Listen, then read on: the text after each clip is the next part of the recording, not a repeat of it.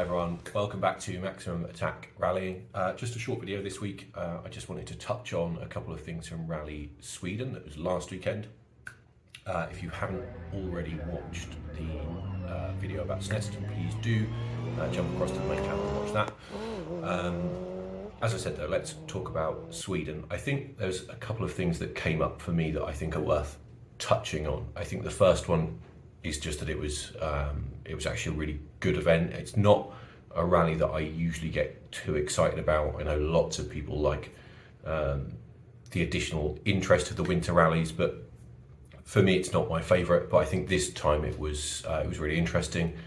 We had a lot of loose snow, particularly on Friday I think it was, which turned things upside down a little bit, and it particularly hurt the guys running at the front of the field, but that also allowed guys further down to take advantage, and we had some really interesting results with Rally 2 cars setting fastest stage times, which was really interesting, and it made it much more dramatic and unpredictable, and I really liked that.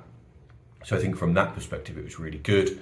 Obviously we had not a new winner as such, but Esa-Pekka Lappi won the event, and it was his first win in more than 6 years, so it was great to see him on top of the podium again. With him doing a part-time season, I think it is slightly strange in a way. He's taken a very deliberate decision to step back and focus more on his life outside of the sport. So for him to do that and to make that decision in the run-up to this season or at the end of last season, and then score his first win in several years on only the second event is creates quite a strange dynamic, I think, and you have to wonder if it will make him reconsider. He will be back for the next round, I think, but then we'll have a bit of a break, so it'll be interesting to see how much momentum he can carry into that and the rest of the season. Also, I think it was really good to see Taka Katsuta fighting at the front. He very much could have been in with a shout of winning the rally, but unfortunately he crashed out, which was a shame, wasn't it? I think, you know, he is finally starting to show some speed and show that he deserves to be there, and he is capable of fighting at the front on some events. So that was really nice, but he himself has admitted that mentally he has some work to do to deal with that pressure. So from that side of things, I really enjoyed the event. I think the problem for me came at the end when we got to the points that were awarded. Obviously we have a new point system for 2024 with points awarded on Saturday and then again on Sunday, and then also again for the power stage. And I think that is a strange one. We didn't see too much evidence of the problems it could cause in Monte Carlo, but I think this rally really emphasised how things can go a bit awry, and I think, you know, with the fact that Elfyn Evans came away with more points than Esa-Pekka Lappi, it shows that there is a real problem with the point system.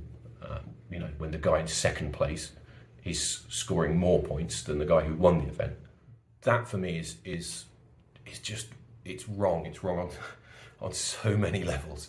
And I think it illustrates not just that problem, but also that it's just, this system is too convoluted and too complicated. I think there were lots of solutions that the championship could have chosen. I understand the desire to stop what we had in the past with people trying to cruise through Sunday to save tyres for the power stage, because that was a problem.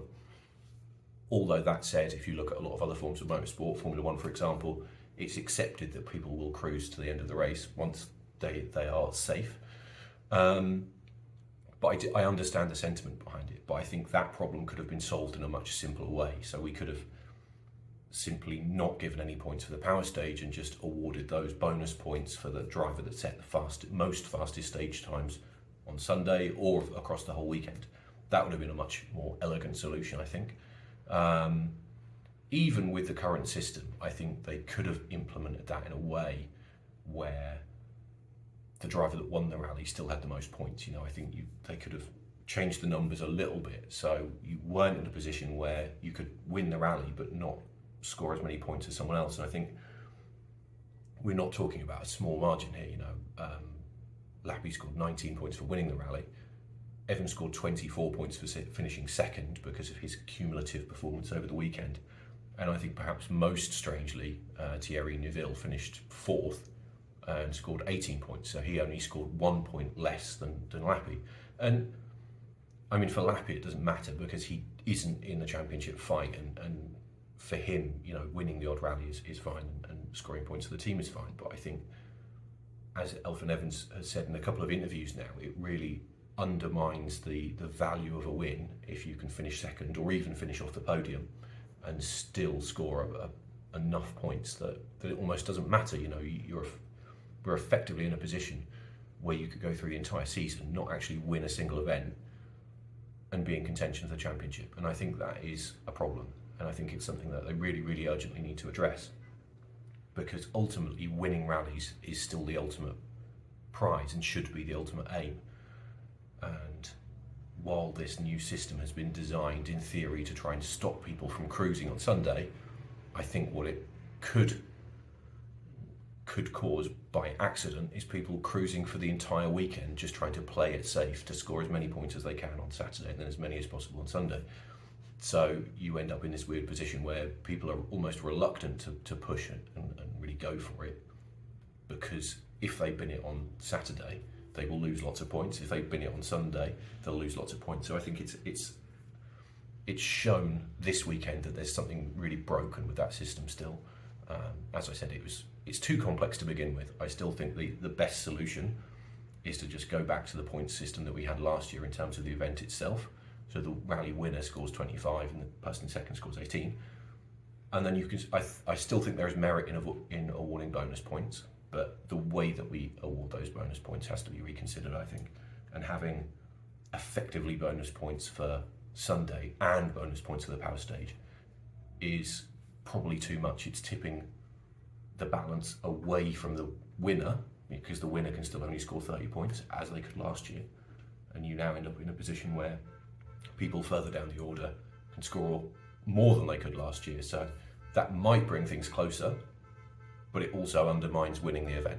So I think that's a real problem. And for me, I think it didn't spoil the event because it was still a really good rally, but I think it takes something away from the championship battle when, you know, the guy that pushes on to try and win the event isn't being fully rewarded for it. So I think, for me, I think they at least need to reconsider things and just readjust to make sure that the guy who wins is always the one that comes away with the most points.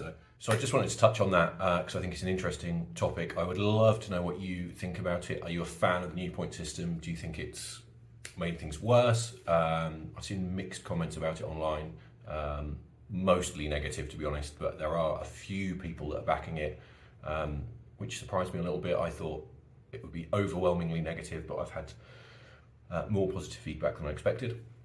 But yeah, do let me know your thoughts, and as I said, make sure you jump across to the channel and watch the video of the Snetterton rally and comment on that as well. So as always, please like, comment, subscribe, and make sure you follow me over on Instagram as well, and I will see you again in the next vlog.